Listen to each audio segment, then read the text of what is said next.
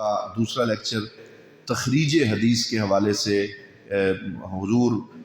قبلہ ڈاکٹر ابو الحسن محمد شاہ صاحب الازہری زیدہ مجدہ آپ ارشاد فرمائیں گے، اور تخریج حدیث کا مفہوم کیا ہے یہ دوسرے لیکچر کا عنوان ہے۔ آپ تمام احباب اس کو سماعت فرمائیں۔ نعرہ تکبیر، نعرہ رسالت۔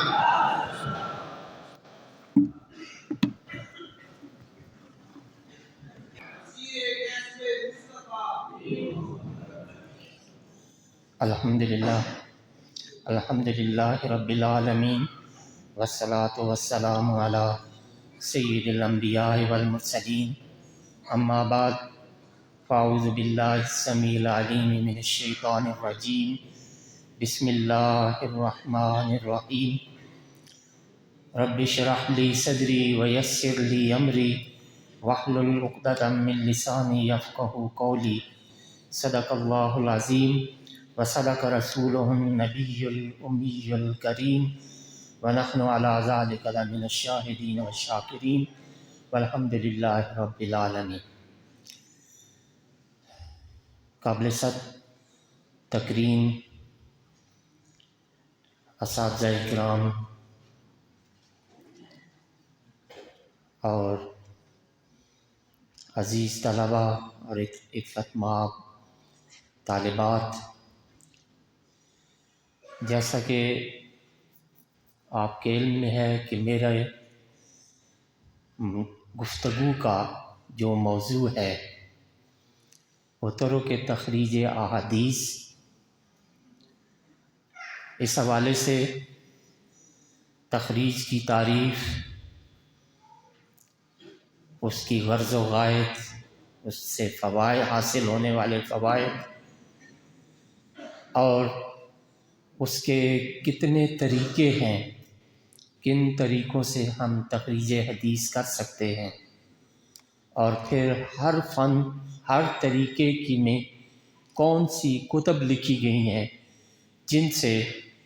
ہم استفادہ کر سکتے ہیں۔ کیونکہ وقت مختصر ہوگا، اس لیے ہر طریقے کی کتب کے متعلق تفصیل سے بات کرنا مشکل ہوگا، اس لیے ان کے نام وہ میں آپ کی خدمت میں ذکر کر دوں گا۔ ہر علم کی دو تعریفیں ہوتی ہیں ہر لفظ کی، ایک اس کی لغوی تعریف اور ایک اس کی اصطلاحی تعریف۔ لغوی تعریف سے مراد کہ اہل لغت نے اس لفظ کو کس معنی کے لیے وضع کیا ہے، کون سا معنی دینے کے لیے جو ہے وہ بنایا گیا ہے، اور اصطلاحی تعریف سے مراد وہ تعریف ہوتی ہے جو کسی بھی فن میں اس لفظ کی سے معنی و مراد لیا جاتا ہے۔ جیسے حدیث ہے، حدیث کا لغوی معنی گفتگو کرنا، بات چیت کرنا، آپ بات کریں، میں بات کروں، کوئی شخص بات کرے، اسے اہل لغت حدیث کہتے ہیں۔ لیکن علم حدیث کی اصطلاح میں، یعنی حدیث کے فن میں، حدیث کا معنی کیا ہوگا کہ ہر وہ بات جو نبی کریم صلی اللہ علیہ وسلم کے اقوال، اعمال اور تقریر پر مشتمل ہو، اسے حدیث کہا جاتا ہے۔ تو تخریج کا لغوی معنی خرج یخرج، تخریج باب تفعیل ہے، جس کا مطلب ہے نکالنا، صاف ہونا، واضح ہونا۔ جیسے کہا جاتا ہے کہ جب آسمان بادلوں سے صاف ہو جائے تو کہتے ہیں خرجت السماء، کہ آسمان ابر آلود ہونے کے بعد صاف ہو گیا ہے، واضح ہو گیا ہے۔ لیکن علماء حدیث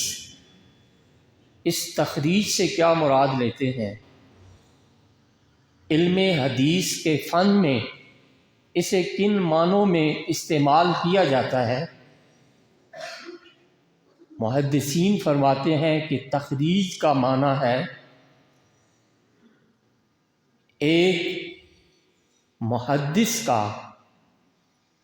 اپنی کتاب میں اپنی سند کے ساتھ کسی حدیث کو ذکر کرنا کہ یہ حدیث فلاں مصنف نے اپنی فلاں کتاب حدیث کی کتاب میں اپنی سند کے ساتھ اس کو روایت کیا ہے۔ مثلا امام بخاری نے کوئی حدیث بیان فرمائی ہے تو ہم کہیں گے کہ اخرجہ یا خرجہ امام بخاری فی کتابہ بسندہ، کہ امام بخاری نے اس حدیث کو اپنی کتاب میں اپنی سند کے ساتھ اس حدیث کو روایت کیا ہے، اسے تخریج کہا جاتا ہے۔ اور بعض علماء نے ایک ہوتا ہے اصول تخریج، اصل کا مطلب ہے بنیاد، اور اصل کا مطلب قاعدہ بھی ہے۔ جس طرح کہا جاتا ہے کہ اصل الاشیاء اصل فی الاشیاء الاباحہ، کس چیزوں میں شے میں اصل کیا ہے کہ یہ اباحت ہے، مباح ہے، تو یہ ایک قاعدہ ہے، تو اصل قاعدے کو بھی ضابطے کو بھی کہا جاتا ہے۔ اور تخریج اس کا جو معنی ہے وہ راوی اور روایت کی حالت اور مخرج یعنی مصدر کو پہچاننے اور مطلوبہ روایت کے تمام طرق اور الفاظ کے اعتبار سے اس پر صحت یا ضعف کا حکم لگانے کو تخریج کہا جاتا ہے۔ بعض کے نزدیک حدیث کے مصادر اصلیہ کو جاننے اور ان کو بیان کرنا اور بوقت ضرورت اس کے مرتبہ یعنی صحت اور ضعف کو بیان کرنا یہ تخریج کہلاتا ہے۔ اور بعض کے نزدیک علم اصول تخریج کی تعریف یہ ہے کہ کتب احادیث میں سے کسی حدیث کے مصادر پر اطلاع پانا اور بوقت ضرورت اس کے مرتبہ کو بیان کرنا یہ حدیث کہلاتا ہے۔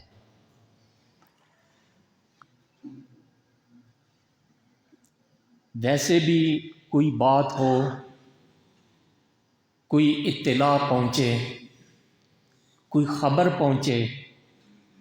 تو اس کے لیے تحقیق ضروری ہے۔ ہمیں یہ قرآنی بھی حکم ہے کہ جب تمہارے پاس کوئی خبر دینے والا آئے تو سب سے پہلے اس خبر کی تحقیق کرو۔ ایسے نہ ہو کہ تم اس خبر کو جانچے بغیر پرکھے بغیر تم کر بیٹھو اور کسی قوم کو نقصان پہنچا دو۔ تو یہ قرآنی اصول بھی یہ ہے کہ تم اس وقت تک بات نہ کرو جب تک کہ تم اس خبر کے بارے میں تحقیق نہ کر لو کہ کیا یہ خبر سچی ہے یا خبر جھوٹی ہے۔ سچی ہے تو آگے جہاں پہنچانی ہے پہنچائی جائے، اگر جھوٹی ہے تو اس کو خاموشی اختیار کی جائے، تاکہ کہیں ایسا نہ ہو کہ کسی ایسے شخص کو نقصان پہنچ جائے کہ جو اس عیب سے، اس تہمت سے بری ہو۔ اسی طرح خبر کے لیے دلائل کا، اس کی تحقیق کے لیے دلائل کا ہونا بھی ضروری ہے کہ کیا اگر سچی ہے تو کن شواہد اور کن دلائل کی بنیاد پر یہ سچی ہے، اور اگر جھوٹی ہے تو کس بنیاد پر یہ خبر جھوٹی ہے۔ یہ بھی دلائل اور شواہد بھی، یہ بھی تخریج کے لیے، تحقیق کے لیے نہایت ضروری ہے۔ میں تخریج کے ساتھ تحقیق کا نام بھی لے رہا ہوں، تو اس کا مطلب یہ ہے، میں یہ گزارش کرنا چاہتا ہوں کہ تخریج بغیر تحقیق کے کوئی معنی نہیں رکھتی۔ بغیر تحقیق کیے تخریج جو ہے وہ کوئی معنی نہیں رکھتی۔ تخریج صرف اس کا مقصد صرف یہ نہیں ہے کہ ہم بتا دیں کہ یہ حدیث فلاں فلاں کتاب میں فلاں فلاں محدث نے فلاں اپنی اسناد کے ساتھ ذکر کیا ہے، بلکہ تخریج کا معنی یہ ہے کہ ہم یہ بھی بتائیں کہ اس کو کس کس ائمہ حدیث میں سے کس کس نے اس کو اپنی کتاب میں ذکر کیا ہے، اور اس کا حکم کیا ہے، اس حدیث کا مرتبہ کیا ہے، اس سند کا کیا حال ہے، کیا سند ضعیف ہے، کیا سند میں کوئی ایسا راوی تو نہیں ہے جو متہم ہو، جو متہم بالکذب ہو، جو جھوٹ کا جس پر تہمت ہو۔ تو اس لیے میں بار بار یہ تخریج کے ساتھ تحقیق کا نام لے رہا ہوں کہ یہ تخریج و تحقیق مکمل ہی تب ہوتی ہے جب ہم مصادر کا بھی ذکر کریں، روات کا بھی ذکر کریں، متن کا بھی ذکر کریں، اور اس متن کا جو ہے وہ حکم بھی ذکر کریں کہ یہ سند اور یہ متن اس کا کیا حال ہے، اس کے روات کا کیا حال ہے، اس کی متن کا کیا حال ہے۔ یہ ساری چیزیں ہوں گی تو اس کو تخریج کہا جائے گا۔ صرف کسی حدیث کو کسی کتاب یا کسی مصنف کی طرف، جس طرح آج کل ہم کرتے ہیں کہ ایک حدیث ہوتی ہے، ہم کہتے ہیں یہ امام بخاری نے ذکر کر دیا، ہم کہتے ہیں جی اس کو جو ہے وہ فلاں فلاں ائمہ نے اپنی کتابوں میں ذکر کر دیا، اس کا صفحہ نمبر لکھ دیتے ہیں، اس کی جلد نمبر لکھ دیتے ہیں، لیکن یہ مکمل حدیث کی تخریج نہیں ہے۔ تخریج کی حدیث تب مکمل ہے جن میں احادیث ان مفسرین نے لکھی ہیں اور ان ائمہ حدیث نے ان تفسیروں میں جو احادیث مذکور ہیں ان کی تخریج کی ہے، تاکہ عوام الناس کو اور علماء اور طلباء کو یہ پتہ چل سکے کہ اس تفسیر میں جو احادیث ذکر کی گئی ہیں ان کے روات کون ہیں، ان کے جو ہے ان کے پایا کیا ہے، ان کی صحت کیا ہے۔ اسی طرح اس متن کے حوالے سے گفتگو کی ہے، اس متن کے صحت اور ضعف کے متعلق بتایا ہے کہ یہ اس مفسر نے اس میں فلاں فلاں احادیث جو ہے وہ صحیح ذکر کیا ہے، فلاں ضعیف ذکر کیا ہے، فلاں اس کا حدیث کا درجہ یہ ہے۔ تو اس طرح ان محدثین نے ان تفاسیر کی احادیث کو واضح کیا ہے تاکہ کسی پر کوئی مخفی چیز نہ رہ جائے کہ یہ اس تفسیر میں کون سی احادیث پیش کی گئیں۔ اسی طرح جو ہے وہ حدیث کے علم میں بھی تخریج کی کتابیں جو ہیں وہ لکھی گئی ہیں، کشف المنہاج والتناقی فی تخریج احادیث المصابیح۔ اسی طرح اور بھی جو ہے وہ کافی ساری کتابیں جو ہیں وہ لکھی گئی ہیں۔ اصول الفقہ کے حوالے سے بھی جو کتابیں لکھی گئی ہیں ان کی تخریج، ان کی احادیث کی بھی تخریج ہوئی ہے۔ تخریج و احادیث منہاج البیضاوی فی الاصول، اسی طرح تحفۃ الطالب بمعرفت احادیث مختصر ابن الحاجب المعتبر فی تخریج احادیث المنہاج والمختصر، اسی طرح کافی یہ بھی جو ہے وہ احادیث ہے اصول فقہ کے حوالے سے. اسی طرح فقہ کے حوالے سے بھی ایسی کتابیں لکھی گئی ہیں کہ جو فقہ میں ذکر کی گئی احادیث کے حوالے سے جو ہے وہ طلباء کو باحثین کو فائدہ دیتی ہیں کہ یہ ان احادیث کا کیا حکم ہے. تخریج و احادیث الام للامام الشافعی، التحقیق فی احادیث التعلیق فی فقہ الحنابلہ. اسی طرح اور کافی ساری احادیث ہیں. میں اختصار کے ساتھ دو تین کتابوں کے نام ذکر کر رہا ہوں تاکہ آپ بھی اس سے استفادہ کر سکیں. تصوف و اخلاق کے حوالے سے جو کتب لکھی گئی ہیں اور ان میں جن احادیث کا ذکر کیا گیا ہے اس کو بھی علماء حدیث نے جو ہے وہ بیان فرمایا ہے کہ اخبار الاحیاء احیاء علوم الدین للغزالی، اس حوالے سے مصنف حافظ زین الدین عبد الرحیم العراقی انہوں نے اس کی تخریج کی ہے. المغنی عن حمل الاسفار فی الاسفار فی تخریج ما فی الاحیاء من الاخبار، یہ بھی مصنف حافظ زین الدین عبد الرحیم العراقی نے لکھی ہے. اسی طرح لغت اور نحو کے حوالے سے جو کتابیں تصنیف کی گئی ہیں ان میں جن احادیث سے استشہاد کیا گیا ہے ان احادیث کے متعلق بھی ائمہ حدیث نے جو ہے وہ کتابیں لکھی ہیں کہ وہ احادیث جو علماء نحو نے اور علماء لغت نے بیان کی ہیں ان کا پایہ کیا ہے، ان کا درجہ کیا ہے. فالق الاصباح فی تخریج احادیث الصحاح للجوہری، اسی طرح تخریج الاحادیث والآثار التي وردت فی شرح القافیہ فی النحو. اسی طرح اور بے شمار کتابیں ہیں جن پر ائمہ علم و فن نے اپنے اپنے فنون میں لکھی ہیں اور ان میں انہوں نے احادیث کا تذکرہ کیا ہے. تو علماء احادیث نے ان سب کتابوں کا تعاقب کیا ہے اور ان کی جو احادیث بیان کی گئی ہیں ان کے حکم کے بارے میں لکھا ہے، اور جو روات جن اسناد کے ساتھ وہ احادیث ذکر کی گئی ہیں ان روات کے حالات کو بھی ضبط تحریر کیا ہے. اور اصول تخریج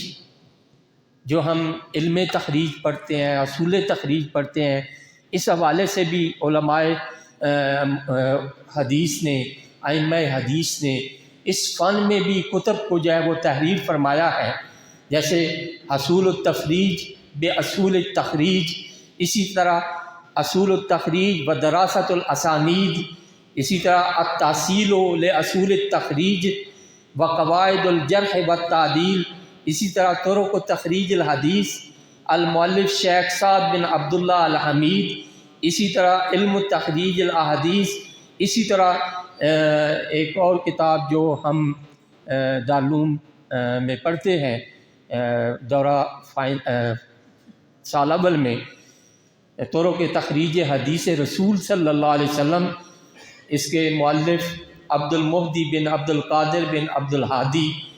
یہ اصول الدین کے شیخ الحدیث جن سے مجھے بھی زانوِ تلمذ طے کرنے کا شرف حاصل ہوا. اسی طرح ان کتب کے مصنفین نے جو تخریج کے اصول و ضوابط بیان کیے ہیں وہ ایک ہی طرز کے نہیں ہیں. محمود بکار صاحب نے بھی کتاب لکھی ہے، محمود طحان صاحب نے بھی جو ہے وہ کتاب لکھی ہے اصول تخریج کے حوالے سے. اسی طرح دکتور عبد المہدی بن عبد القادر نے یہ طرق تخریج احادیث لکھے. اس میں جو اصول تخریج انہوں نے بیان کیے ہیں وہ ان میں تھوڑا بہت اضافہ ہے. ایک نے دوسری کتاب میں اضافہ کیا، دوسرے نے اس سے جو ہے وہ اضافہ کیا. تو ان کتب نے جو اصول و ضوابط بیان کیے ہیں وہ ایک ہی طرز کے نہیں ہیں، بلکہ اکثر کا طریقہ تخریج دوسرے سے قدرے مختلف ہے. اصولوں کی جو ہے وہ ترتیب میں بھی ہر ایک کا اپنا ہی انداز ہے. اب ہم نے علم تخریج کی تعریف اور اس حوالے سے اس کے بارے میں لکھی جانے والی کتب ان کے بارے میں پڑھا۔ اب علم تخریج کیوں سیکھا جائے؟ ہمیں کیا فائدہ ہوگا ایک طالب کو، ایک باحث کو، ایک اسکالر کو علم تخریج سیکھنے کا کیا فائدہ ہوگا؟ اتنا وقت لگائے گا، اتنی محنت شاقہ اس میں کرے گا تو اسے اس کا کیا فائدہ ہوگا؟ تو علماء کرام نے، علماء حدیث نے اس کے فوائد بھی ارشاد فرمائے ہیں، جن میں سے چند میں آپ کی خدمت میں پیش کر دیتا ہوں کہ حدیث علم تخریج یہ پڑھنے کا سب سے پہلا جو ہمیں فائدہ ہوگا وہ فائدہ یہ ہوگا کہ ہم مصدر حدیث کو پہچان لیں گے کہ یہ مصدر حدیث یا مصادر حدیث، یعنی یہ حدیث کن کن کتابوں میں موجود ہے، کن ائمہ حدیث نے اس حدیث کو اپنی کتاب میں ذکر کیا ہے۔ دوسرا، حدیث کے جو راوی ہیں ان کے حالات کے بارے میں ہمیں پتہ چلے گا کہ یہ راوی کس وہ درجہ کا ہے، اس راوی کے بارے میں ائمہ حدیث نے کیا گفتگو کی ہے، کیا کلام کیا ہے، کیا جرح و تعدیل کی ہے۔ یہ چیزیں ہمیں علم تخریج سے حاصل ہوتی ہیں۔ اسی طرح ہمیں یہ چیز بھی حاصل ہوتی ہے کہ ایک حدیث ہے اور اس کے مختلف طرق ہیں، اس کی مختلف اسناد ہیں، ایک سند سے بھی وہ حدیث آ رہی ہے، دوسری سند سے بھی وہ حدیث آ رہی ہے۔ مثلا نبی کریم صلی اللہ علیہ وسلم نے حدیث بیان فرمائی ہے، اب وہ سیدنا ابی ہریرہ رضی اللہ تعالیٰ عنہ سے بھی مروی ہے، سیدنا عبداللہ بن عباس سے بھی مروی ہے، سیدنا عبداللہ بن عمر سے بھی مروی ہے، سیدنا عبداللہ بن مسعود سے بھی مروی ہے۔ یہ مختلف طریقوں کے ساتھ وہ حدیث وہ روایت ہوتی ہے۔ اب بعض دفعہ کسی سند میں کوئی ضعیف راوی آ جاتا ہے، کوئی ایسا راوی آ جاتا ہے، کوئی متہم بالکذب راوی آ جاتا ہے، ایسا راوی آ جاتا ہے جس پر ائمہ حدیث نے کوئی کلام کیا ہے، تو لوگ ہمیں یہ کہتے ہیں کہ دیکھو یہ تمہاری حدیث تو ضعیف ہے، تمہاری یہ حدیث تو وہ مجروح ہے، تمہاری یہ حدیث تو مردود ہے، یہ دیکھو فلاں فلاں امام حدیث نے تمہاری اس حدیث کی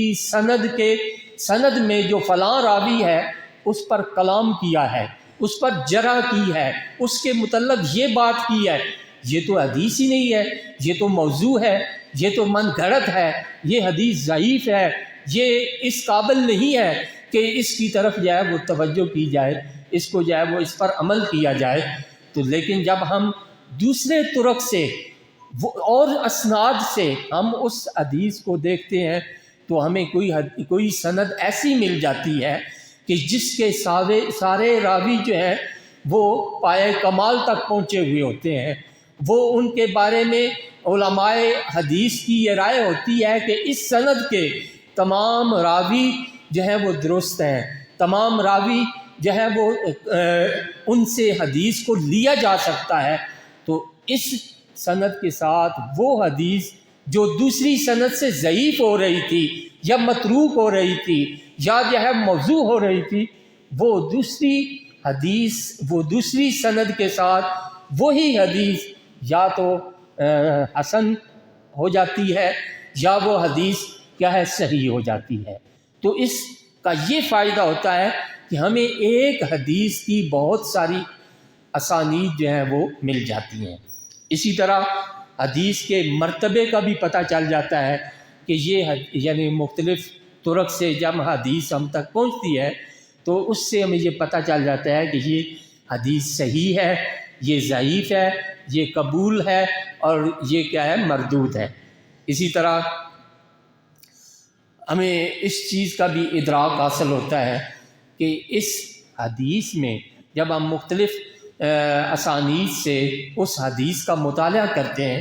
تو ہمیں یہ بھی پتہ چل جاتا ہے کہ کسی راوی نے کوئی الفاظ زیادہ تو نہیں کیے، کسی نے کوئی الفاظ کم تو نہیں کیے، کسی نے اپنی طرف سے لفظ تو نہیں ڈال دیے، کسی نے حدیث کو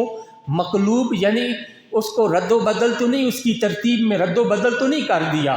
یہ ساری چیزیں ہمیں علم تخریج سے حاصل ہوتی ہیں۔ ہمیں پتہ چلتا ہے کہ یہ حدیث اس کی راوی کیسے ہیں، اس کا متن کیسے ہے۔ اسی طرح بعض دفعہ متن میں کوئی غریب لفظ آ جاتا ہے، اجنبی لفظ آ جاتا ہے جس کو صحابہ اکرام نہیں جانتے ہوتے، اگرچہ صحابہ کی مختلف جو ہے وہ کیٹیگریز تھی، کچھ علم کے اعلیٰ معیار پہ تھے، کچھ درمیانے، کچھ اس سے کم، اور سرکار دو عالم صلی اللہ علیہ وسلم جو افصح العرب تھے، آپ عرب ہیں، آپ صلی اللہ علیہ وسلم بعض دفعہ ایسے جو ہے وہ عربی کے الفاظ استعمال فرمایا کرتے تھے کہ جو ان صحابہ کو بھی نہیں پتہ ہوتا تھا کہ ان کا کیا معنی ہے۔ جب ایسے الفاظ ہوتے تو پھر یا تو کسی اور حدیث میں اس کا معنی سرکار دو عالم صلی اللہ علیہ وسلم بتا دیا کرتے تھے، یا اس کا ہم معنی الفاظ جو ہے وہ آ جاتے تھے، یا صحابہ اکرام سرکار دو عالم صلی اللہ علیہ وسلم سے درخواست کرتے تھے کہ یا رسول اللہ اس لفظ کا معنی کیا ہے، ہم نے یہ تو پہلے نہیں سنا، تو سرکار دو عالم صلی اللہ علیہ وآلہ وسلم ان غریب الفاظ کی وضاحت فرما دیا کرتے تھے۔ اور اسی طرح اگر روات کے جو کہیں وہم ہو جاتا یا کہیں خطا ہو جاتی تو اس چیز کا بھی ہمیں علم تخریج سے پتہ چل جاتا، اور وہ وہم اور وہ عمل ہوگی جب ہم ساتھ اس کا حکم بھی بیان کریں گے کہ ائمہ کرام نے، ائمہ حدیث نے اس پر کیا حکم لگایا ہے، اس کی صحت کے متعلق انہوں نے کیا کہا ہے، اور اسی طرح اس کے جو روات ہیں، جو راوی ہیں اس حدیث کے، ان کے متعلق ائمہ کرام کے کیا اقوال ہیں۔ یہ ساری چیزیں ہوں گی تو تخریج فائدہ دے گی اور تخریج مکمل ہوگی۔ بصورت دیگر ذکر کر دینا یہ تخریج نہیں ہے، یہ تخریج کے نام پہ اپنے آپ کو دھوکہ دینا ہے۔ اس لیے تخریج مکمل ہی تب ہوتی ہے جب اس کے روات اور اس کے متن کی صحت کے بارے میں بھی کلام کیا جائے، یا ائمہ حدیث کے اقوال کو نقل کیا جائے، تب جا کر وہ حدیث مکمل ہوتی ہے۔ اور اس حدیث کے لیے محض گمان اور سنائی بات سے اجتناب کرنا ضروری ہوتا ہے۔ اسی طرح روات اور ان کے احوال کی چھان بین کرنا انتہائی ضروری ہے کہ جس واسطے اور سند کے ساتھ ہم تک یہ روایت پہنچی ہے اس کے بارے میں چھان بین کرنا اور راویوں کے احوال معلوم کرنے کا شریعت ہمیں حکم دیتی ہے، تاکہ جھوٹے اور برے آدمی کی روایت پر اعتبار نہ کیا جائے، وگرنہ سوائے ندامت و افسوس کے کچھ حاصل نہیں ہوگا۔ اسی طرح تاریخ کا بھی اعتبار انتہائی ضروری ہے۔ کسی روایت کی صحت و ضعف پہچاننے میں تاریخ کا بھی بڑا عمل دخل ہے۔ تاریخ ہی سے معلوم ہوتا ہے کہ راوی نے اپنے جس شیخ سے یہ حدیث روایت کی ہے اور وہ یہ دعویٰ کر رہا ہے کہ یہ حدیث میں نے فلاں سے سنی ہے، یا فلاں نے اس کی مجھے خبر دی ہے، یا ہم نے فلاں شیخ سے اس کو جو ہے سنا ہے، تو یہ تاریخ ہمیں بتاتی ہے کہ یہ بندہ اس کی زندگی میں موجود بھی تھا یا نہیں تھا۔ جس شیخ کی طرف یہ نسبت کر رہا ہے کہ یہ حدیث میں نے وہاں سے سنی ہے، اس شیخ سے سنی ہے، تو تاریخ سے ہمیں یہ پتہ چلتا ہے کہ کیا یہ اس شیخ کی زندگی میں یہ موجود بھی تھا یا نہیں، یا شیخ کی وفات کے بعد یہ جو ہے پیدا ہوا ہے۔ تو اس لیے تاریخ کا اعتبار یہ انتہائی ضروری ہے، اور اس سے ہمیں قرآن کریم سے اس کی مثال ملتی ہے کہ اللہ کریم نے ارشاد فرمایا یا اہل الکتاب لم تحاجون فی ابراہیم وما انزلت التوراۃ والانجیل الا من بعدہ افلا تعقلون۔ اے اہل کتاب، تم حضرت ابراہیم علیہ السلام کے بارے میں کیوں جھگڑتے ہو جب کہ تورات اور انجیل نازل ہی ان کے بعد کی گئی؟ کیا تم نہیں سمجھتے؟ یہ اصول تخریج کے کچھ پہلو ہیں جن کو اہل علم نے بیان کیا ہے۔ اب اخراج، تخریج اور استخراج۔ اخراج اور تخریج محدثین کے نزدیک دونوں لفظوں کا ایک ہی مطلب ہے۔ لفظ تخریج کو محدثین نے مختلف مطالب و مفاہیم کے لیے استعمال کیا ہے۔ پہلا مطلب اور مفہوم کہ بعض دفعہ لفظ تخریج کا مطلب یہ ہوتا ہے کہ محدث حدیث کو اپنی کتاب میں باسند ذکر کرے، یعنی سند کے ساتھ ذکر کرے۔ جیسے امام بخاری رحمۃ اللہ علیہ کا کسی حدیث کو اپنی صحیح میں ذکر کرنا تو اس کے بارے میں یوں کہا جائے گا ھذا حدیث اخرجہ البخاری او خرجہ البخاری۔ اور دوسرا معنی و مفہوم جو اہل علم، اہل حدیث جو ہے وہ استعمال کرتے ہیں کہ تخریج کا مطلب یہ ہے کہ محدث کسی حدیث کو مختلف اجزائے حدیثیہ یا کتب حدیث سے نکال کر اسے اپنی سند سے یا کسی دوسرے استاد یا ہم اثر کی سند سے بیان کرے، پھر اس پر کلام کرے، اور جن محدثین نے اس حدیث کو اپنی کتب حدیث میں ذکر کیا ہے ان کو بیان کرے۔ تیسرا مطلب و مفہوم جو علماء حدیث اس کو بیان کرتے ہیں کہ تخریج کا مطلب کسی حدیث کے مصادر اصلیہ کو بیان کرنا، یعنی کوئی شخص جوامع، مسانید اور سنن کے مصنفین میں سے جس نے اس حدیث کو ذکر کیا ہے اس کو بیان کر دے، یہ بھی تخریج کہلاتا ہے۔ اور ایک اور مطلب و مفہوم تخریج کا علماء حدیث نے یہ بھی بیان فرمایا ہے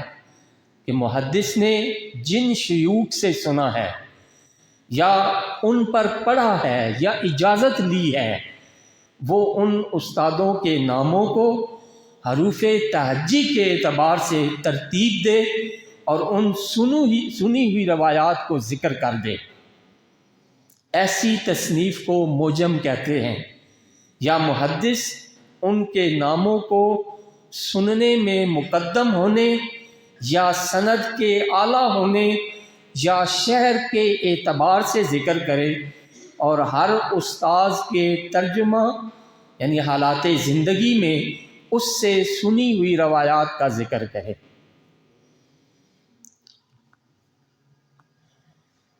علم تخریج کی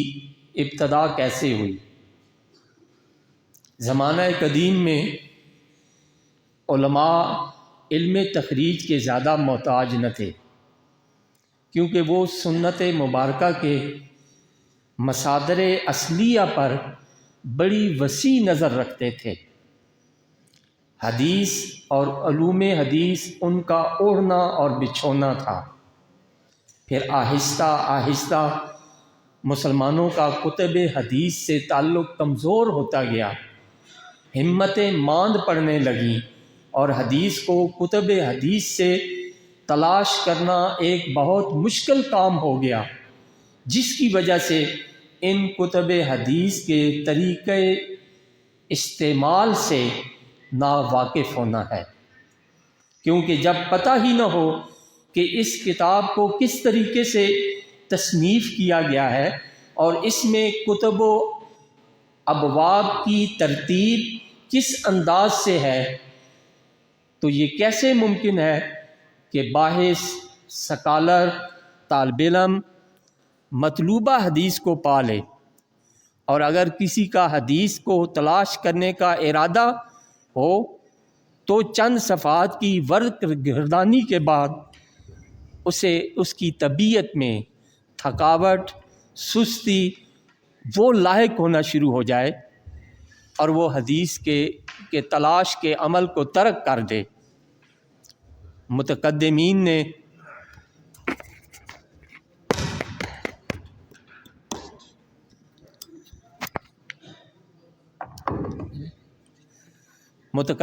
علماء نے ایسی کتب تصنیف کی جن میں چند احادیث کو تو ذکر کیا گیا، لیکن بغیر ان کے مخرج اور درجہ حدیث کو ذکر کیے بغیر، کیونکہ وہ جانتے تھے کہ ان کے معاصر اور درجہ حدیث پر اطلاع رکھتے ہیں، وہ حدیث کے بارے میں جانتے ہیں، انہیں پتہ ہے کہ یہ کن کن ائمہ نے اس حدیث کو ذکر کیا ہے، بیان کیا ہے، ان کی روایت کیا ہے، یہ سارے علوم وہ جانتے تھے۔ اس لیے ابتدا میں انہوں نے اس روایت حدیث، اس کی تخریج پر زور نہیں دیا۔ پھر جب اس عمل کی قلت پائی گئی تو ایسے علماء پیدا ہوئے جنہوں نے نہ صرف مصدر حدیث بلکہ اس حدیث کی سند اور متن کے متعلقہ تمام غموض و خفا کو ظاہر کیا۔ وہ علماء جنہوں نے اس امر کا اہتمام کیا ان میں سے امام بہقی اور امام ابو نعیم اصبہانی وغیرہ قابل ذکر ہیں، جنہوں نے احادیث کو بیان کیا اور پھر ہر حدیث کے بعد اس بات کو ذکر کیا، مثلا اخرجہ البخاری فی الصحیح او اخرجہ مسلم فی الصحیح او اخرجہ البخاری و مسلم فی صحیحیہما۔ اسی طرح امام ابو بکر خطیب البغدادی نے بھی بعض کتب کی احادیث کی تخریج کی ہے، جیسے تخریج الفوائد المنتخبۃ للصحاح والغرائب۔ یہ الصحاح والغرائب اس نام کی دو کتابیں ہیں، ایک کتاب الصحاح والغرائب للشریف ابی القاسم الحسینی اور دوسرا الصحاح والغرائب للشریف ابی القاسم المہروانی۔ یہ دو علیحدہ علیحدہ کتابیں ہیں جن کی تخریج امام خطیب بغدادی نے کی۔ امام خطیب بغدادی کے بعد امام محمد موسیٰ الحازمی نے امام ابو اسحاق شیراز کی کتاب المہذب فی فقہ الشافعیہ کی احادیث کی تخریج کی۔ ویسے تخریج پر لکھی جانے والی مختلف عنوانات کے اعتبار سے مختلف کتابیں ہیں، مثلا توحید و عقائد پر، جو توحید و عقائد کے متعلق احادیث ہیں ان کی تخریج و شرح العقائد النصفیہ مصنف جلال الدین سیوطی رحمۃ اللہ علیہ۔ اسی طرح تخریج و احادیث شرح المواقف، یہ بھی امام سیوطی رحمۃ اللہ علیہ۔ کتاب و فرائض القلائد فی تخریج احادیث شرح العقائد النصفیہ، اس کے مصنف ملا علی قاری رحمۃ اللہ علیہ۔ تخریج و احادیث العقیدۃ الطحاویہ، مصنف ناصر الدین البانی۔ اسی طرح جو قرآن کے یعنی کہ تفاسیر میں جو تفاسیر میں احادیث بیان کی گئی ہیں ان پر جو ہے ان کی احادیث کی تخریج ائمہ حدیث نے کی ہے۔ اس میں سے تخریج و احادیث تفسیر الکشاف، یہ امام زیلعی الحافظ جمال الدین الزیلعی نے لکھی ہے۔ اسی طرح القاف الشاف فی تخریج احادیث الکشاف، یہ الحافظ ابن حجر العسقلانی نے لکھی ہے۔ تو امام زیلی کی مذکورہ کتاب اس کا بے شمار خلاصہ ہے، جو احادیث و آثار اور امام زیلی سے رہ گئے ان کی تخریج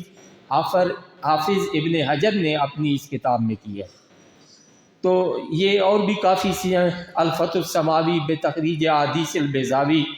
اسی طرح تحفۃ الراوی فی تخریج احادیث البیضاوی، تخریج احادیث تفسیر ابی اللیث السمرقندی، تخریج احادیث ابن کثیر الدمشقی۔ یہ چند ایک نمونے ہیں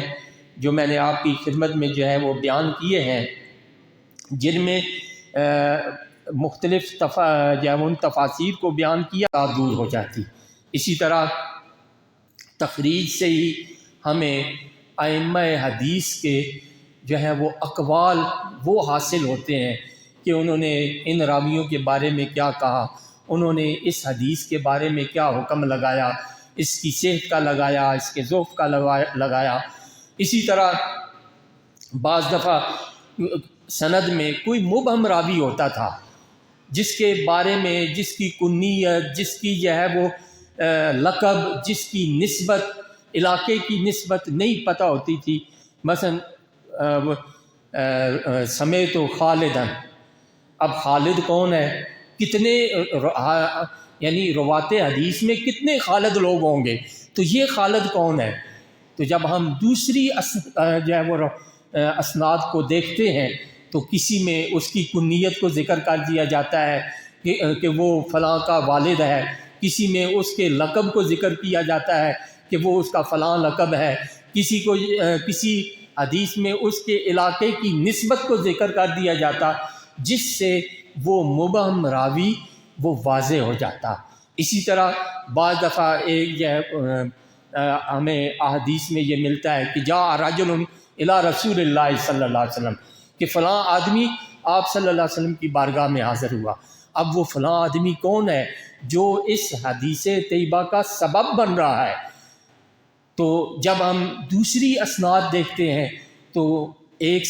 صحابی جو کہتے ہیں کہ جاء رجل، دوسرے صحابی کہتے ہیں کہ جاء فلان، تیسرے صحابی کہتے ہیں اس کی کنیت ذکر کر دیتے ہیں، لقب ذکر کر دیتے ہیں، اس کا نام ذکر کر دیتے ہیں، یا اس کے علاقے کا نام ذکر کر دیتے ہیں، کہ جس سے یہ پہچانا جاتا ہے کہ وہ جاء رجل الی رسول اللہ صلی اللہ علیہ وآلہ وسلم، وہ رجل کون تھا، وہ کون صحابی تھا جو آپ صلی اللہ علیہ وسلم کی بارگاہ میں حاضر ہوا اور جس کے سبب کی وجہ سے ہمیں یہ حدیث نصیب ہوئی۔ تو یہ چیز بھی جو ہے وہ واضح ہو جاتی ہے۔ اور اس حدیث تخریج حدیث کا یہ بھی فائدہ ہوتا ہے کہ بعض دفعہ جو ہے وہ اس حدیث کے تاریخ کا اور اس کے مکان کا جو ہے وہ پتہ چل جاتا ہے۔ مثلا جو ہے وہ صحابہ ذکر کرتے ہیں کہ غزوہ تبوک کے موقع پہ سرکار نے یہ فرمایا۔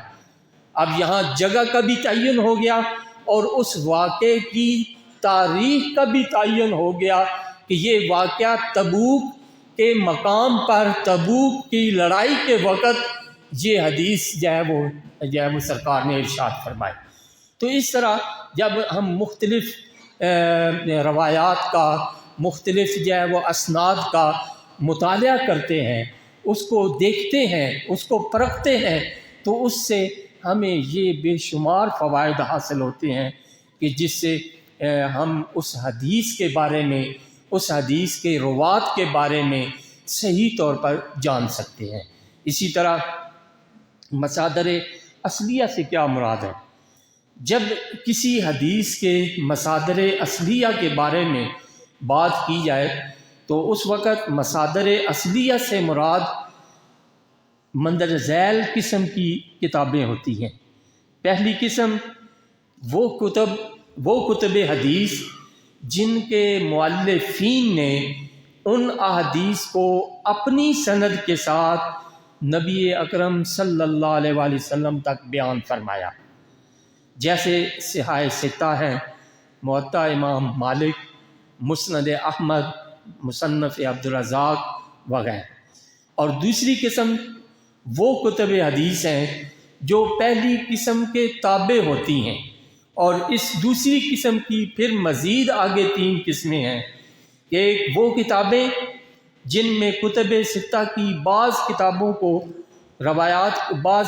کی روایات کو جمع کیا جاتا ہے، اور وہ کتابیں جس میں کتب ستہ کی احادیث کے اطراف کو جمع کیا جاتا ہے،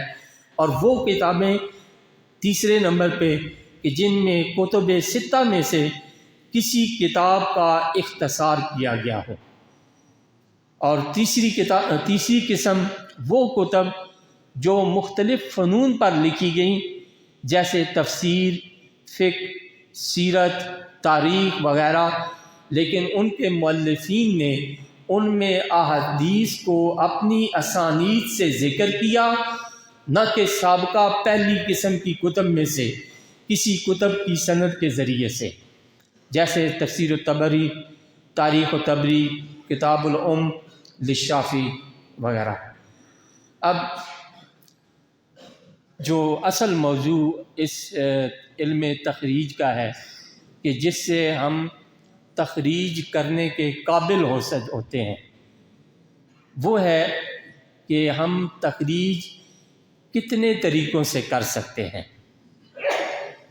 اس حوالے سے ائمہ حدیث نے ارشاد فرمایا ہے، علماء حدیث نے، کہ اس تخریج کے 5 طریقے ہیں، اور چھٹا طریقہ جو آج کل کے علماء نے ارشاد فرمایا ہے، وہ گویا کہ تخریج کے 6 طریقے ہیں جن سے ہم حدیث کو تلاش کر سکتے ہیں، حدیث کو جو ہے وہ ان 6 طریقوں پر چل کر جو ہے وہ حدیث کو ڈھونڈا جا سکتا ہے۔ اس میں سے پہلا طریقہ کہ راوی اعلیٰ کے اعتبار سے، اگر آپ کو راوی اعلیٰ یعنی صحابی یا تابعی، ان کا نام، یعنی اگر حدیث متصل ہے تو پھر صحابی، اور اگر حدیث جو ہے وہ مرسل ہے تو پھر تابعی، وہ راوی اعلیٰ ہوگا۔ تو راوی اعلیٰ کا نام آپ کو یاد ہے تو آپ اس طریقے سے اپنی حدیث کو تلاش کر سکتے ہیں۔ وہ آگے میں عرض کروں گا کہ کیسے اور کن کتابوں سے۔ دوسرا طریقہ کہ آپ کو مطلع حدیث یعنی حدیث کا پہلا جملہ اگر آپ کو اچھے طریقے سے تیار ہے، یاد ہے، تو اس کے طریقے سے بھی، اس طریقے سے بھی آپ احادیث کو تلاش کر سکتے ہیں۔ تیسرا طریقہ کہ جس طرح معجم میں آتا ہے کہ اگر آپ کو اس حدیث کا کوئی فعل یا کوئی اسم یاد ہے تو اس کو مجرد کرنے کے بعد آپ اس کو بھی ان معجم سے تلاش کر سکتے ہیں۔ چوتھا طریقہ، اگر آپ کو حدیث نہیں یاد، حدیث کے الفاظ نہیں یاد، حدیث کا مفہوم نہیں یاد، آپ کو صرف یہ ذہن میں ہے کہ جو مجھے حدیث مطلوب ہے وہ فقہ سے تعلق رکھتی ہے، یا باب الصلاۃ سے تعلق رکھتی ہے، باب جو ہے وہ جنائز سے تعلق رکھتی ہے، باب النکاح سے تعلق رکھتی ہے، باب المعاملات سے تعلق رکھتی ہے، اگر آپ کو حدیث کا موضوع وہ یاد ہے تو اس صورت میں بھی آپ حدیث کو تلاش کر سکتے ہیں۔ پانچواں طریقہ کہ اگر آپ کو حدیث کی نوعیت یاد ہے، اس کی کوئی صفت یاد ہے، اس کی کوئی وصف یاد ہے، حدیث مشہور ہے، حدیث متواتر ہے، حدیث قدسی ہے، حدیث حسن ہے، حدیث ضعیف ہے، یا حدیث موضوع ہے، تو آپ کو اس حدیث کی اگر نوعیت کا علم ہے تو اس طریقے سے بھی آپ حدیث کو تلاش کر سکتے ہیں۔ لیکن ان ہر ایک طریقہ کے لیے علیحدہ کتابیں ہیں۔ جو ایک طریقہ ہے اس پر جو کتابیں لکھی گئی ہیں اسی میں ہی وہ طریقہ اپلائی ہو سکتا ہے. اس کے علاوہ دوسرے طریقوں پر لکھی گئی کتاب سے آپ اس طریقے سے حدیث تلاش نہیں کر سکتے. مثلا آپ کو اگر صحابی کا نام یاد ہے تو آپ صرف ان کتابوں سے جو ہے وہ حدیث تلاش کر سکتے ہیں کہ جو صحابہ کرام کے اسماء کے مرتبین کے اسماء پر جو ہے وہ حدیثیں مرتب کی گئی ہیں. تو اس طریقے کو مطابق آپ انہی کتابوں سے استفادہ کر سکتے ہیں، دوسری کتابوں سے نہیں. اسی طرح اگر آپ کو کسی حدیث کا کوئی لفظ یاد ہے، اسم یاد ہے یا فعل یاد ہے تو آپ ان معاجم سے ہی صرف فائدہ اٹھا سکتے ہیں، باقی 4 طریقوں سے آپ فائدہ نہیں اٹھا سکتے. اسی طرح اگر آپ کو اپنے حدیث کا موضوع یاد ہے اور اس موضوع میں بھی شرط یہ ہے کہ آپ کا جو سوچا سمجھا ہوا موضوع ہے وہ صاحب کتاب کے ذہن کے ساتھ بھی موافقت کرے. ایک حدیث ہے، آپ سمجھتے ہیں کہ یہ جو ہے وہ باب الوضو میں ہے اور مصنف نے اسے کسی اور باب میں جو ہے وہ ذکر کر دیا ہو، تو پھر یہ اتفاق ہونا، موافقت ہونا بھی ضروری ہے. جب تک موافقت نہیں ہوگی اس وقت تک آپ اس طریقے سے اس حدیث کو تلاش نہیں کر سکتے. اس لیے یہ جو 5 طریقے ہیں، ہر طریقے کی اپنی خاص کتابیں ہیں جن پر وہ اپلائی ہوتا ہے. اس کے علاوہ کوئی بھی طریقہ دوسرے طریقے کی کتابوں پر اپلائی نہیں ہوتا. اگر آپ کوشش کریں گے تو آپ اپنا وقت ضائع کریں گے، آپ کی محنت زیادہ ہوگی اور آپ کو حدیث بڑی مشکل پھر شروع سے لے کے آخر تک کتاب تک پڑھنا پڑے گا، تب جا کر آپ کو وہ حدیث یاد ہوگی، وہ حدیث جو ہے وہ ملے گی. اب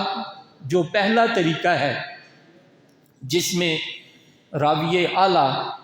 اگر آپ کو علم میں ہے تو آپ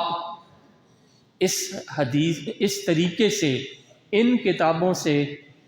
آپ حدیث تلاش کر سکتے ہیں.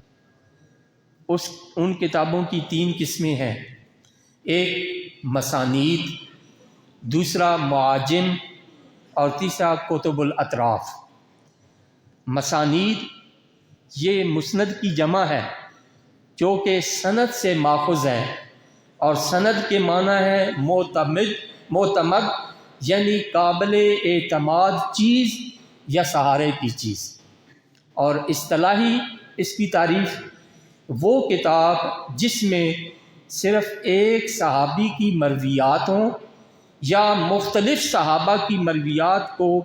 علیحدہ علیحدہ جمع کیا جائے بغیر ان مرویات کے موضوع کا اعتبار کرتے ہوئے. یعنی ان مرویات کے موضوع کا اعتبار نہ کیا جائے بلکہ جو صحابہ کے اسماء ان کے میں ایک صحابی کا ذکر ہے، اس کے نیچے ان کی مرویات ہیں، دوسرے صحابی کا ذکر ہے پھر ان کی مرویات ہیں، پھر تیسرے صحابی ہیں ان کی مرویات ہیں. پھر اس میں انہوں نے بعض مصنفین نے ائمہ حدیث نے اپنی خاص اس میں ترتیبیں رکھی ہوتی ہیں. کسی نے خلفائے راشدین کو مقدم کیا، پھر عشرہ مبشرہ کو، پھر اصحاب بدر کو، پھر جو ہجرت سے پہلے لوگوں نے اسلام قبول کیا ان کے، پھر ہجرت کے بعد پھر جو ہے اصحاب بدر کی احادیث، اسی طرح السابقون الاولون کی احادیث، پھر جو ہے وہ دوسرے جو ہے وہ صحابہ ہیں ان کی مرویات کو ترتیب وار جو ہے وہ ذکر کیا. اس کا فائدہ کیا ہے کہ ہر مسند میں صحابہ کرام کے ناموں کی ترتیب میں فرق ہے. ٹھیک ہے، جیسے میں نے آپ کی خدمت میں ذکر کر دیا. اب مشہور مسانید کون کون سی ہیں، میں صرف ان کے اسماء گرامی لوں گا کیونکہ وقت میرے خیال میں کافی ہو چکا ہے. مسند ابی داؤد سلیمان بن داؤد الطیالسی، مسند اسد بن موسیٰ الاموی، مسند عبداللہ بن موسیٰ العبسی، مسند ابی بکر عبداللہ بن زبیر الحمیدی، مسند مسدد بن الاسدی البصری، مسند ابی خیثمہ ظہیر بن عرب، مسند احمد بن محمد بن حنبل الشیبانی، مسند عبد بن حمید، مسند نعیم بن حماد. یہ تمام مسانید ہیں کہ جو اس صحابہ کرام کی ترتیب کے مطابق جو ہیں وہ لکھی گئی ہیں. میں نے تبرک کے لیے ان کے اسماء گرامی آپ کی خدمت میں پیش کر دیے ہیں. اور دوسرا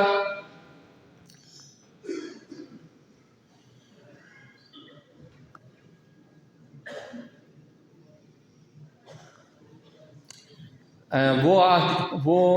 کتب ہیں جو کہ معاجم کی شکل میں جو ہے وہ مرتب کی گئی ہیں. معاجم یہ موجم کی جمع ہے، اور موجم اس کتاب کو کہتے ہیں جس میں احادیث کو یا تو صحابہ کی مسانید یا شیوخ یا شہروں کے ناموں کی ترتیب پر جمع کیا جائے، اور یہ نام حروف تہجی کے اعتبار سے مرتب ہو.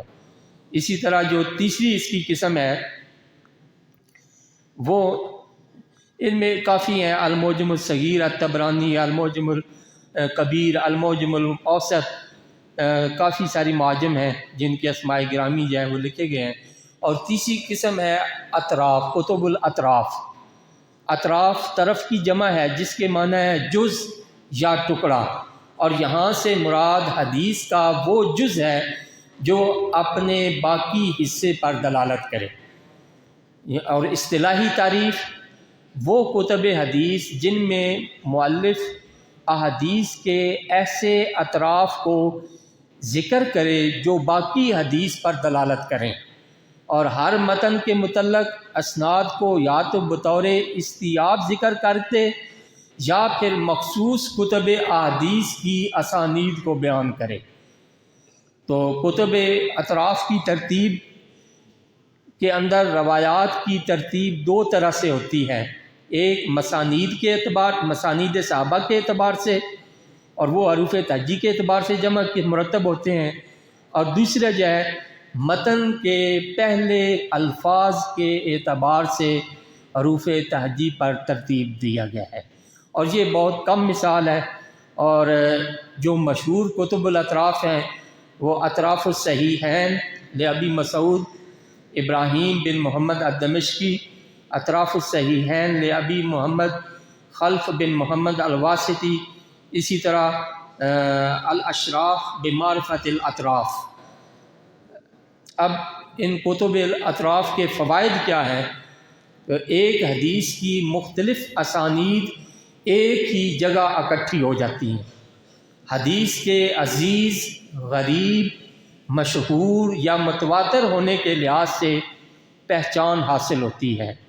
اس حدیث کو کتب حدیث میں کس کس نے اور اس کے کون کون سے ابواب میں ذکر کیا ہے. ایک صحابی کی ان مصنفات میں کل احادیث کی تعداد کے بارے میں علم ہوتا ہے. راوی کی پہچان حاصل ہوتی ہے. روات یعنی راویوں کے مشائخ اور تلامذہ کے بارے میں یقینی اطلاع حاصل ہوتی ہے. اسی طرح اطراف میں بہت ساری کتابیں ہیں، ٹھیک ہے.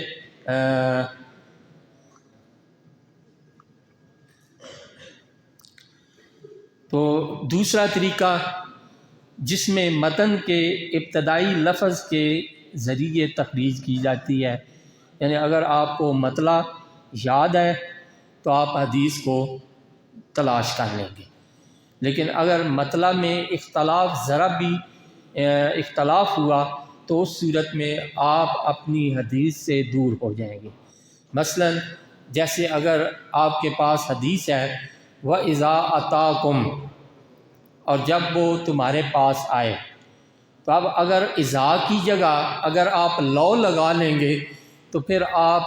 اس طریقے سے حدیث کو تلاش نہیں کر سکیں گے. اسی طرح اگر آپ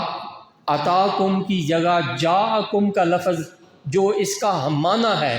وہ لگا دیتے ہیں، تو اس صورت میں بھی آپ اس طریقے کے مطابق حدیث کو تلاش نہیں کر سکیں گے، کیونکہ یہ مطلع حدیث یعنی حدیث کے پہلے لفظ بلکہ پہلے حرف پر، یہ اگر آپ کو پہلا لفظ اور اس کا پہلا حرف صحیح نہیں آیا تو اس کا مطلب ہے کہ اس طریقے کے مطابق آپ احادیث تلاش نہیں کر سکتے۔ اس پر جو ہے بہت ساری کتابیں جو ہے وہ لکھی گئی ہیں، جس طرح الاعلائی المنصورہ فی الاحادیث المشہورہ، المقاصد الحسنہ فی بیان کثیر من الاحادیث المشتہرہ علی الالسنہ، اسی طرح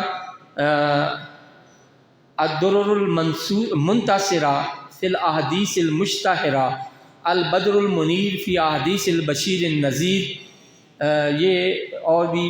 کافی ساری کتابیں ہیں جو اس طریقے پر جو ہے وہ لکھی گئی ہیں۔ اگر آپ کو مطلع صحیح یاد ہے، حدیث کے پہلے الفاظ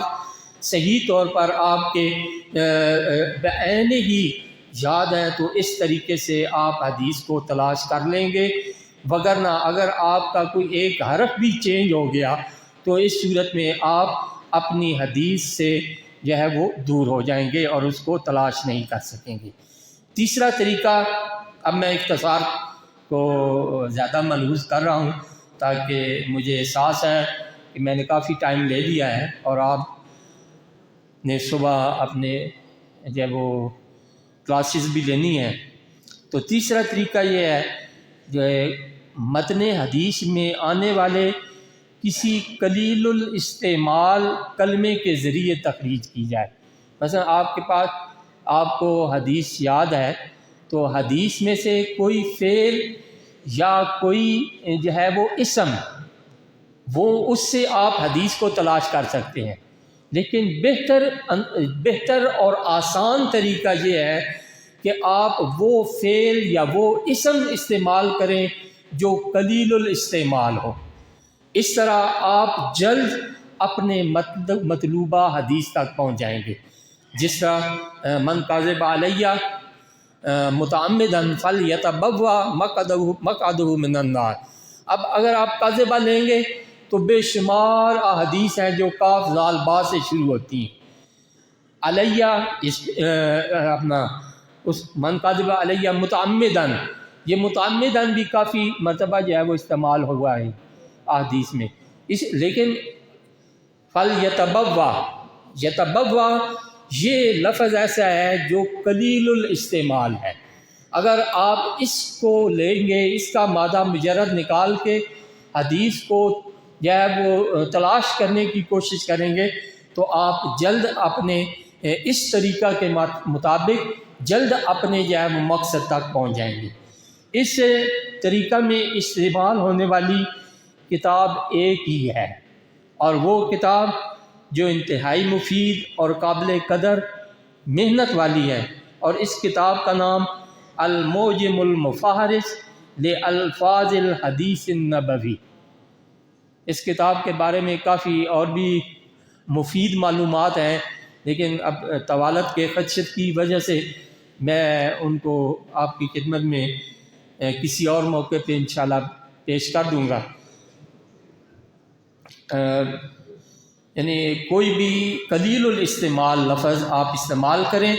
تو اس سے آپ اپنی حدیث جو ہے وہ اس معجم یعنی معجم کی شکل میں، یہ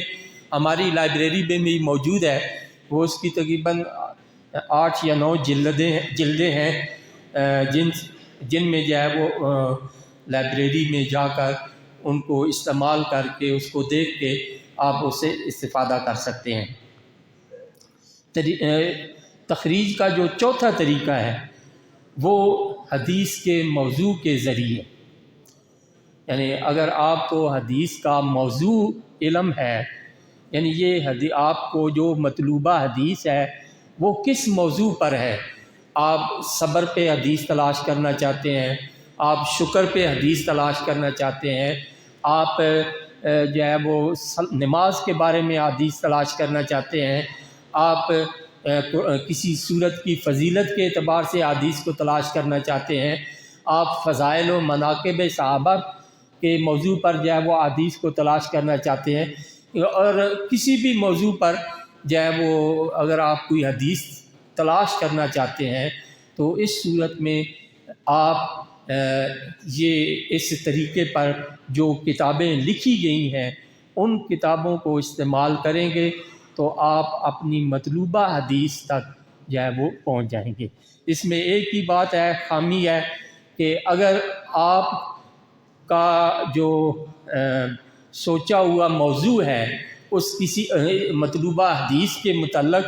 اگر وہ اس مصنف کے موافق آ گیا تو پھر تو آپ جلدی آپ وہ حدیث مل جائے گی۔ اور دوسری یہ طریقہ اور معاجم والا جو معاجم کا طریقہ ہے، یہ آپ علماء اور خصوصاً خطباء کے لیے اور رائٹرز کے لیے بڑا جو ہے وہ اہم ہے اور بڑا مفید ہے کہ اگر وہ کسی ایک ٹاپک پہ کسی ایک موضوع پر احادیث اکٹھی کرنا چاہیں تو وہ اس میں جو ہے ان دو طریقوں پر جو ہے وہ ان کو استعمال کر کے اپنے ٹاپک کے متعلق جو احادیث ہیں وہ اکٹھی کر سکتے ہیں۔ لکھنے والے کسی ٹاپک پہ لکھنا چاہیں وہ ان طریقوں کو استعمال کر سکتے ہیں۔ کوئی خطیب اپنی گفتگو کے لیے ان طریقوں سے اپنے ٹاپک کے مطابق اپنے موضوع کے متعلق احادیث کو جو ہے وہ تلاش کر سکتا ہے۔ اور آخری طریقہ، پانچواں طریقہ، جیسا کہ میں نے آپ کی خدمت میں بیان کیا ہے کہ حدیث کی کسی نوعیت یا صفت کے اعتبار سے حدیث کو تلاش کیا جا سکتا ہے کہ وہ کیا آپ کے پاس جو حدیث ہے اگر حدیث قدسی ہے تو پھر ان کتابوں کو جو ہے وہ دیکھیں کہ جن کتابوں میں احادیث قدسیہ جو ہیں وہ موجود ہیں۔ اسی طرح اگر متواتر احادیث چاہے آپ کی حدیث متواتر ہے تو آپ ان کتب احادیث کو جو ہے ان کا مطالعہ کریں، ان کو دیکھیں کہ جس میں متواتر احادیث کو جو ہے وہ جمع کیا گیا ہے۔ اسی طرح مشہور، اسی طرح حسن، اسی طرح صحیح،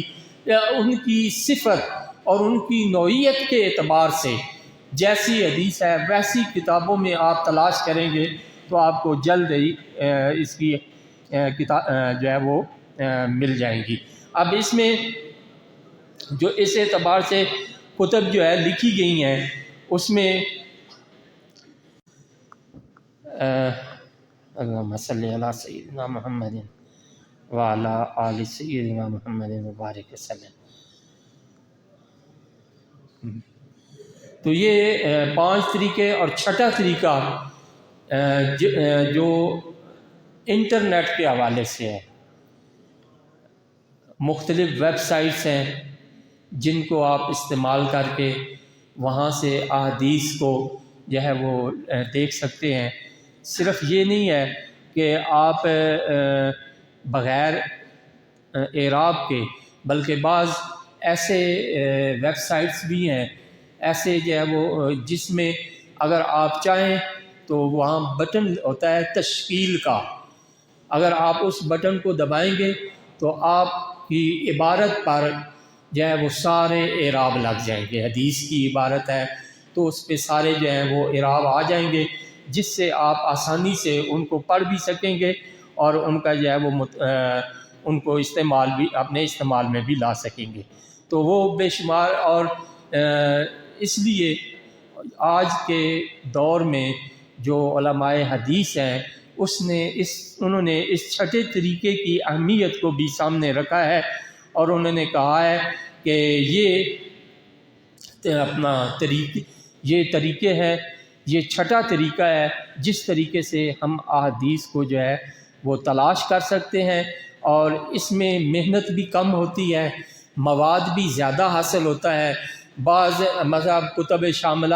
مکتبہ شاملہ ہے، اسی طرح کے اور مکتبے ہیں جن کے استعمال کے طریقے کو سیکھ کر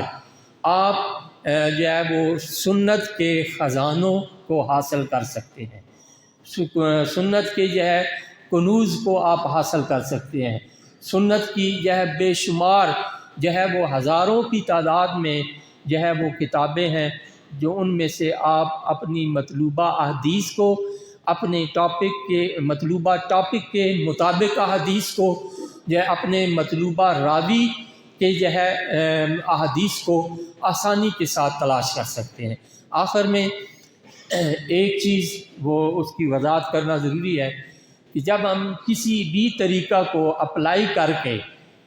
حدیث کی تخریج کرتے ہیں تو ہم اس کو تحریر میں کیسے لائیں گے، اس کو لکھیں گے کیسے، اس کا طریقہ جو ہے وہ علماء حدیث نے بیان کیا ہے، اور تحقیق میں بھی یہی طریقہ جو ہے وہ اپنایا جاتا ہے کہ سب سے پہلے جو چیز مشہور ہوتی ہے، اگر مصنف مشہور ہے تو پہلے مصنف کا نام لکھا جائے گا، اور اگر مصنف مشہور ہے یعنی کہ کتاب مشہور ہے تو پہلے کتاب کا نام لکھا جائے گا۔ پھر کتاب کے اندر کتاب ہوتی ہے، مثلا امام بخاری کی کتاب ہے، صحیح بخاری ہے، اس کے اندر یہ ہے کتاب الطہارت، یہ ایک عنوان ہوتا ہے کہ اس کو وہ کتاب کہتے ہیں کہ کتاب الطہارت، کتاب الصلاۃ، کتاب التیمم، کتاب الطلاق، کتاب النکاح، یہ اس طرح کے جو کتاب کے نام ہوتا ہے وہ درج کرنا ہوتا ہے۔ اس کے بعد باب کا نام ہوتا ہے، اس باب کے نام کو تحریر کیا جائے گا۔ پھر اس کے بعد جو ہے اگر اس کتاب کی جلدیں ہیں، 2 یا 2 سے زائد جلدیں ہیں تو پھر جلد نمبر لکھا جائے گا۔ پھر اس کے بعد صفحہ نمبر لکھا جائے گا۔ پھر اس کے بعد جو ہے وہ اس کتاب کا ایڈیشن نمبر کیا ہے، پہلا ایڈیشن ہے، کس سن میں جو ہے وہ چھپا ہے وہ لکھا جائے گا۔ پھر کس مکتبہ یا مطبع سے وہ پبلش ہوئی ہے اس کا نام لکھا جائے گا۔ اس طرح یہ مکمل معلومات، پھر اس کے حکم کے بارے میں، اس حدیث کے حکم کے بارے میں لکھا جائے گا کہ یہ اس حدیث کے بارے میں علماء حدیث نے، ائمہ حدیث نے کیا حکم لگایا ہے، صحیح کا لگایا ہے، حسن کا لگایا ہے، ضعیف کا لگایا ہے، موضوع کا لگایا ہے، اس کا کیا انہوں نے حکم بیان کیا ہے، اس حکم کو بیان کیا جائے گا، تب جا کر آپ کی تخریج مکمل ہوگی۔ اگر آپ سے کسی مطلوبہ راوی کا یعنی کہ راوی آپ سے کہا جاتا ہے کہ فلاں صحابی یا حضرت انس سے یہ حدیث مروی ہے، اب آپ نے ائمہ حدیث کی کتابوں میں سے جس نے حضرت انس سے اس حدیث کو ذکر کیا ہے وہ آپ کی حدیث ہے، چاہے وہ 1 ہو چاہے وہ 10 ہو۔ اگر حضرت انس کے علاوہ کئی اور صحابہ نے اس کو ذکر کیا ہو تو پھر اس صورت میں وہ حدیث آپ کی مطلوبہ نہیں ہے، وہ آپ کے شواہد ہو سکتے ہیں، ٹھیک ہے، وہ آپ کے توابع ہو سکتے ہیں، لیکن وہ آپ کی مطلوبہ حدیث نہیں ہوگی۔ آپ کی مطلوبہ حدیث وہی ہوگی جو اس صحابی سے مروی ہے، اس کے علاوہ چاہے 100 صحابہ سے بھی وہ حدیث جو ہے وہ مروی ہو، وہ حدیث آپ کی نہیں ہوگی۔ اسی طرح جو ہے اگر آپ سے راوی کا نام نہ لیا جائے، صرف کہا جائے کہ اس حدیث کی تخریج کریں، تو پھر اس صورت میں جس صحابی سے وہ حدیث مروی ہوگی وہ آپ کی حدیث ہوگی، چاہے وہ 1 صحابی سے مروی ہو، چاہے وہ 10 صحابہ سے مروی ہو، چاہے وہ 100 صحابہ سے مروی ہو، وہ حدیث آپ کی ہوگی، اور حتی الممکن حتی الوسع آپ ان صحابہ کا تذکرہ کر کے اس کی اپنی تخریج میں اس کا تذکرہ دیں۔ لیکن اگر وہ صرف مطلوبہ صحابی ہیں تو پھر اس صورت میں اس مطلوبہ صحابی کی حدیث ہی آپ کی حدیث ہوگی۔ یہ اللہ کریم ہمیں حدیث طیبہ کو سمجھنے اور اس پر عمل کرنے کی توفیق عطا فرمائے۔ میں مبارکباد پیش کروں گا برادرم حافظ ڈاکٹر نعیم الدین الازہری صاحب کو کہ انہوں نے بڑا خوبصورت یہ ورکشاپس کا جو ہے وہ اپنی نگرانی میں ان کا اہتمام کیا ہے، اور مجھے امید ہے کہ آپ اس سے زیادہ جو ہے وہ استفادہ کرنے کی کوشش کریں گے۔ اللہ کریم ہم سب کا حامی و ناصر ہو۔ اللہ کریم اس دارالعلوم کو دن دگنی رات چگنی ترقی عطا فرمائے، اور یہ جو علمی اور روحانی تحریک ہے اللہ کریم اس میں اور برکتیں عطا فرمائے۔ وآخر دعوانا ان الحمد للہ رب العالمین۔